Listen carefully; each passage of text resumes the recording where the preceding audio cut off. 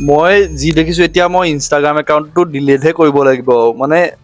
ইমান ধুনীয়া ধুনীয়া ছোৱালীবোৰ দেখি মানে মই পাগল হৈ যাম মানে আৰু তোমাক এটা কথা কৈছো হা মই তোমাক তুমি বহুত ধুনীয়া আছা মই তোমাক ধুনীয়া বুলি নকৈ নোৱাৰিছো মানে ৰখাব নোৱাৰিছো কাৰণ কৈ দিছো আৰু যে তুমি বহুত ধুনীয়া আছা সঁচাকে বহুত কিউট আছা তুমি মইহে এতিয়া ইনষ্টাগ্ৰামটো ডিলিট কৰিব লাগিব তোমালোকৰ নিচিনা ধুনীয়া ছোৱালীবোৰ দেখি দেখি পাগলা হৈ যাম আৰু মই সুস্থ হৈ নাথাকিম আৰু